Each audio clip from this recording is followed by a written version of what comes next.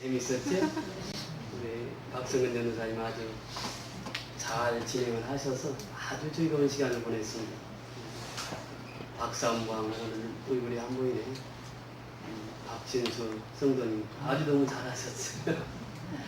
뭐 챔피언이라고 하는데 또 팔씨름 경원이 아침 일찍 와서 이제 물어봤어요. 어떻게 그 힘이 나냐고 그랬더니 원래 이제 조상들이 아버님 되게 힘이 장사했다.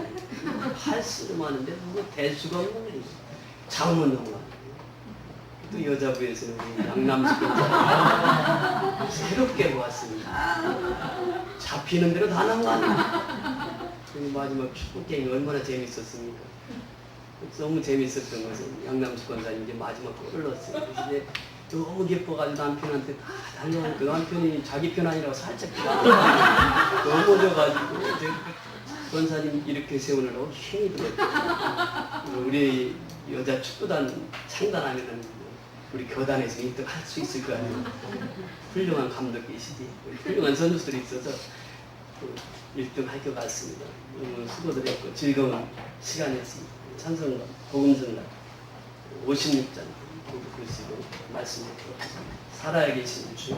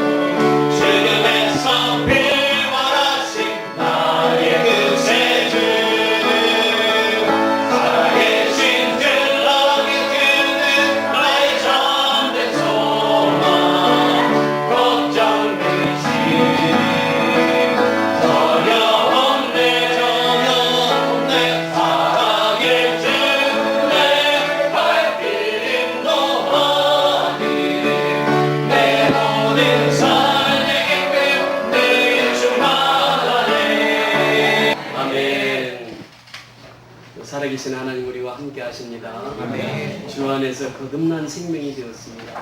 하나님이 우리를 도우십니다. 아멘. 주의 사랑은 참 기쁨과 확신이 가지고 나가는 것입니다. 예수님 우리를 늘 도우시는 분이십니다.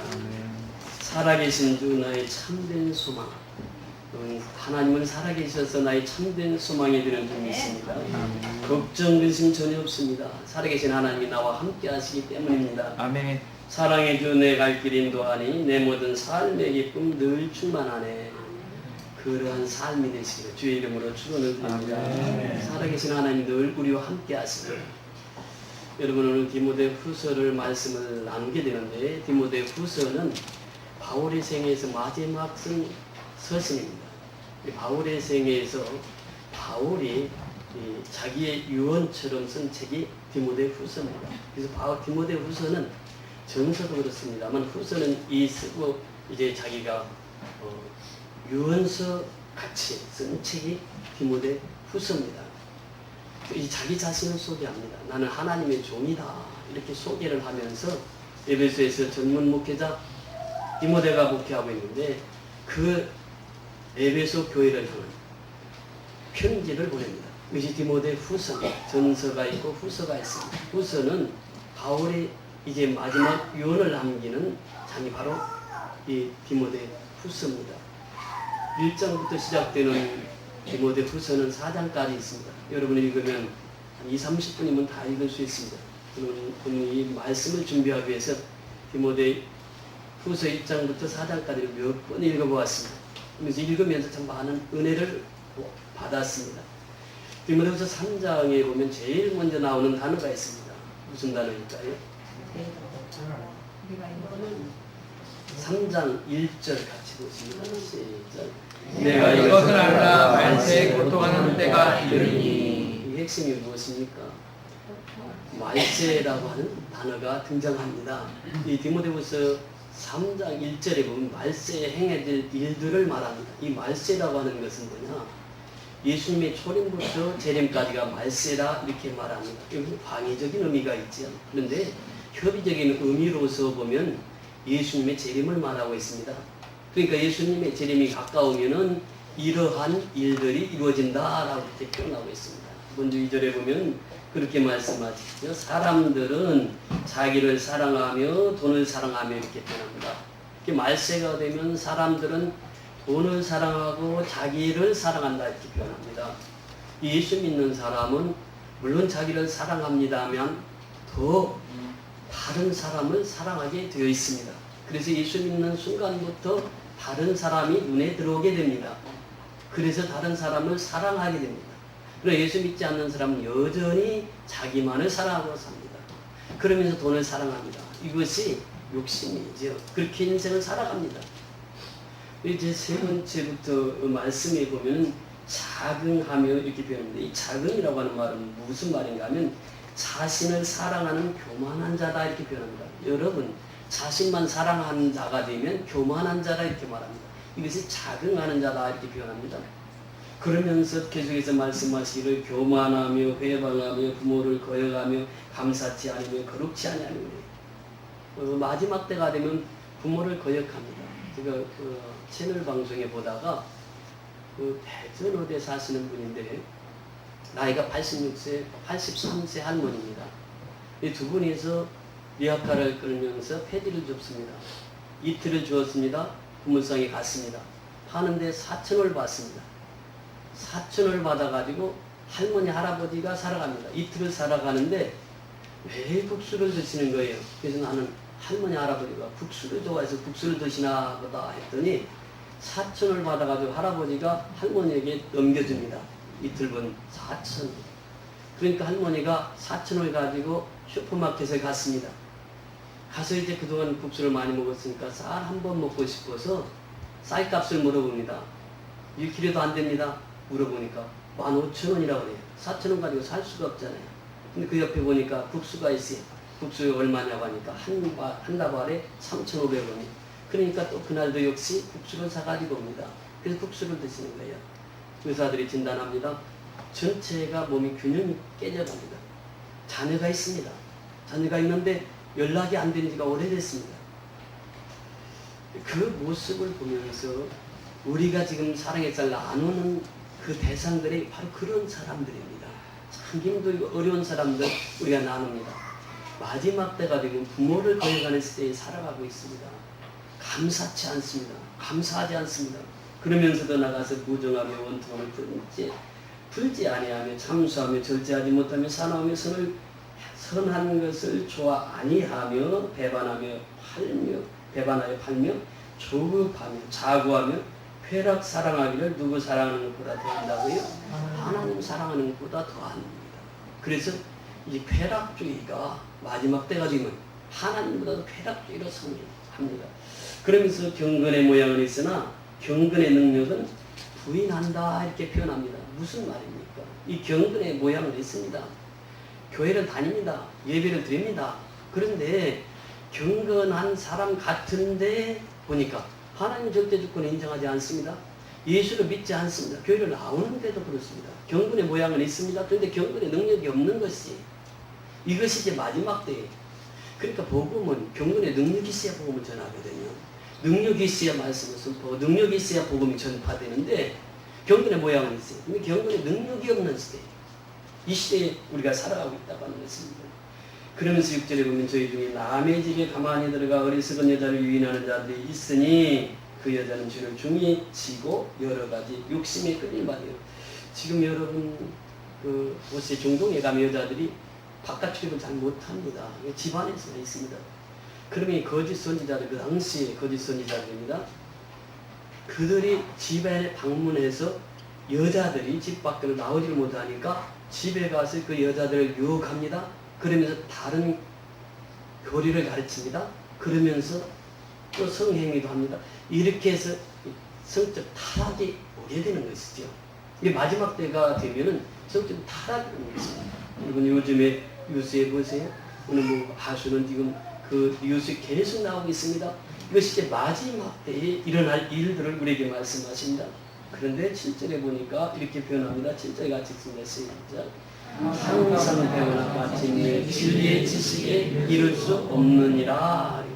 항상 배우나 마침내 진리의 지식에 이룰 수 없는 일하기 마지막 때가 되면 그러면서 8절에 얀네와 얌브레를 등장시킵니다. 이 사람들은 어떤 사람인가 하면 마술을 행하는 유명한 마술사였습니다.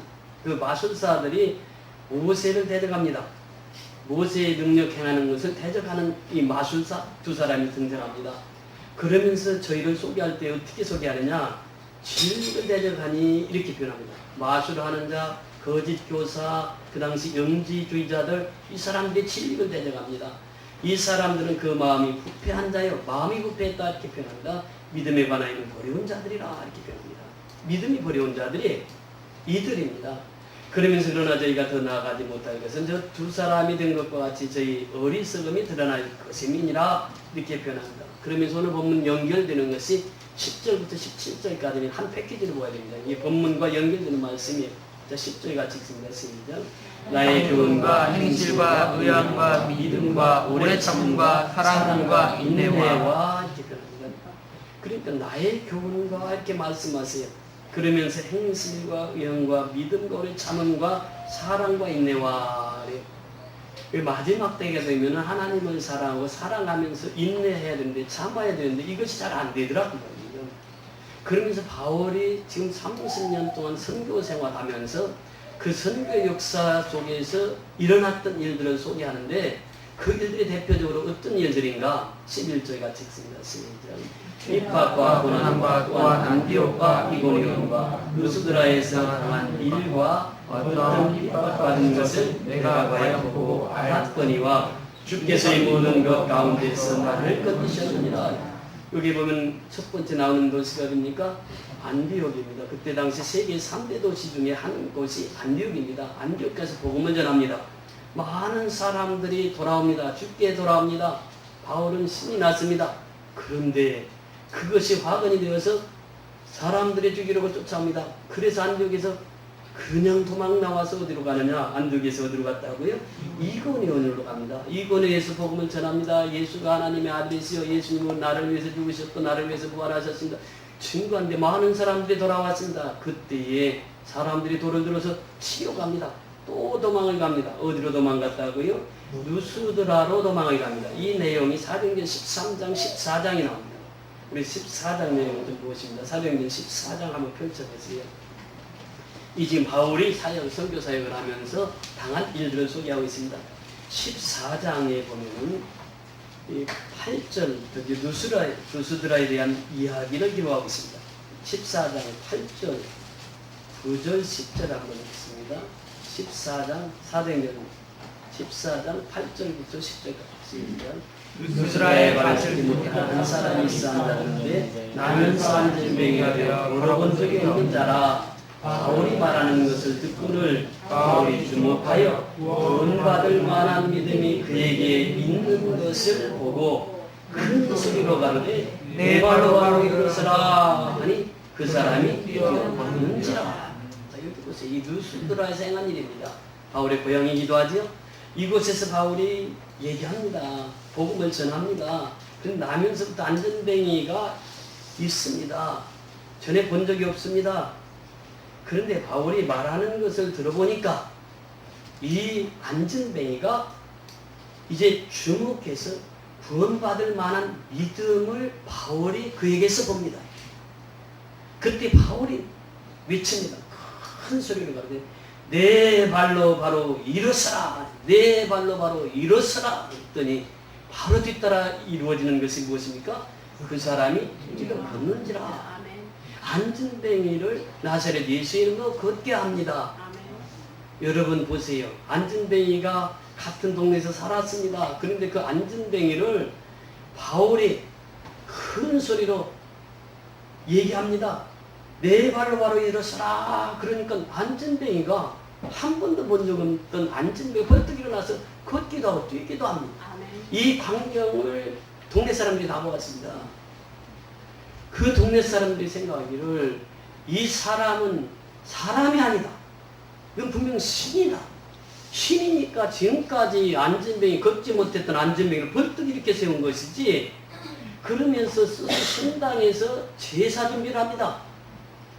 죄물을 가지고 오너라. 여기 살아있는 신이 왔으니 바울은 스스라고 하고 또 바나바는 스스라고도 하고 바울은 험해라고 해서 이 신으로 섬기려고 합니다. 여러분 이 상황이 되면 어떻습니까? 보통 사람 같으면 지금 현대 복동 목사님 같으면 그래 내가 기도해서 이 사람 나았으니까 너 우리 교회 와. 내가 너를 고쳤어. 이렇게 얘기할 수 있습니다. 그런데 바울이 행한 일들을 보세요. 이 사람들이 바나바를 쓰으라 바울을 험해라라고 했을 때에 그러면서 성곽에서 스승당에서 제사장이 소와 화관을 가지고 대문 앞에 와서 무리와 함께 제사하고자 하니 두 사도 바나바와 바울이 듣고 옷을 찢고 무리 가운데 뛰어들어가서 소리질러 가로되 15절 같이 읽습니다. 여러분이여 어찌하여 이런 일을 하느냐. 우리도 너희와 같은 성정을 가진 사람이다. 너희에게 복음을 전하는 것은 이 헛된 일을 버리고 천지와 바다와 그 가운데 만유를 띄우시고 살아계신 하나님께로 돌아오라 함이라. 여러분 이것입니다. 복음에는 능력이 있습니다. 복음을 전할 때 안진병이가 일어났습니다. 병이 고침을 받았습니다. 그런데 그것은 내가 한 것이 아닙니다. 사도가 한 것이 아닙니다. 바울이 한 것이 아닙니다. 누가 한 것이라고요? 하나님께서 하신 것입니다. 그 일을 통해서 누구께 돌아오게 하기 위함이라고요. 아버지께 돌아오기 위함입니다. 하나님, 성경이 나를 의로 교육하기 위해 간 책이요. 성경이 나를 책망하시는 것이요. 성경이 나를 교훈하시는 거예요. 성경이 나를 바르게 이끄는 것입니다. 여러분, 우리가 책이 많습니다. 여러 가지 책이 있습니다. 그런데 여러 가지 책 읽는다고 해서 내 생명이 살아나는 것이 아닙니다. 생명을 살리는 길은 오직 한 책밖에 없습니다. 그 책이 무슨 책입니까? 성경.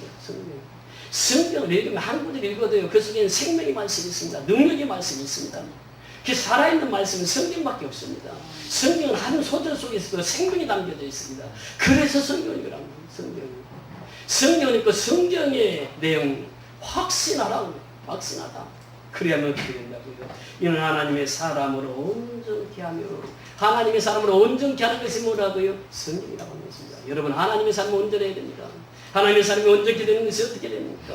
그러면서 온전케 되며 선한 일을 행하기 온전케 하려 함이라. 이것이 바로 하나님의 사람입니다. 하나님의 사람은 온전케 되는 것이요. 여러분 초대교회 성도들은 얼마나 많은 핍박을 받았습니까? 근데 그들은 온전한 신앙생활을 했습니다. 우리 사도행전 4장 한번 보십니다. 사도행전 4장 31절을 보십니다. 사도행전 4장 31절. 초대교회 성도들의 삶을 한번 보십니다.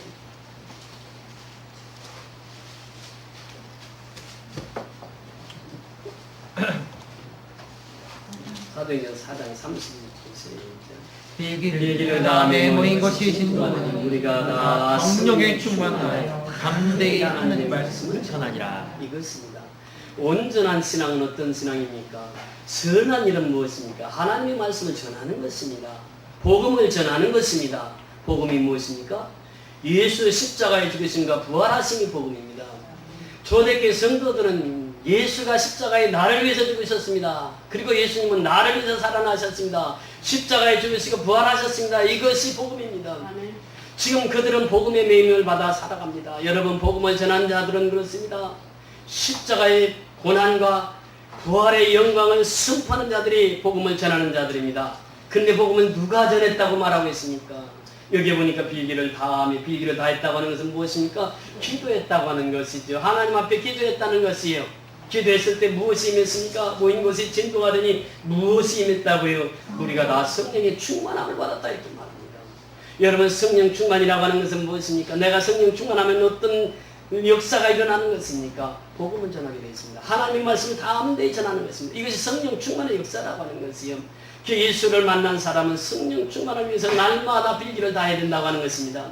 기도하라고 하는 것입니다. 성령 충만함을 받으라고 하는 것입니다. 그리하면 하나님의 말씀을 담대히 전한다고 하는 것입니다. 초대교회 성도들이 이 말씀을 담대히 전도할 때에 하나님의 이런 역사가 일어났습니다. 그들은 핍박을 받았습니다. 고난 중에 있었습니다.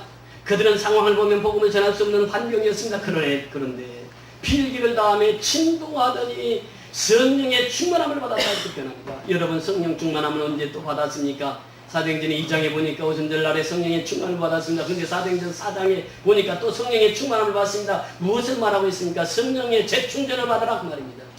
세례가 되어야 될 점이 있습니다. 두 번째는 하나님께서 우리에게 말씀하십니다. 내 속에 있는 뿌리 깊은 영성을 회복하라고 하는 것입니다. 여러분 말씀 속에서 우리 속에 깊이 뿌리 내린 그 영성을 회복해야 됩니다. 이제는 그 영성이 회복되어야 하나님의 말씀을 받을 수 있는 것입니다. 디모데가 확신이 찾지 못했었대. 바울 사도를 통해서 너는 뿌리 깊은 영성을 가지고 있는 자야. 내 외할머니부터 내 어머니부터 너는 뿌리 깊은 영성을 가진 자야. 너는 그걸 회복만 하면 되는 거야. 회복만 하면. 말씀을 매일 읽는 자는 그 영성을 회복하는 자가 말씀을 매일 읽는데 그 남은 자들에게 대한 말씀입니다. 남은 자들 하나님을 선두로 세우고 나가야 됩니다. 그래야 우리는 매일 승리하는 삶을 살아가게 될 줄 믿습니다.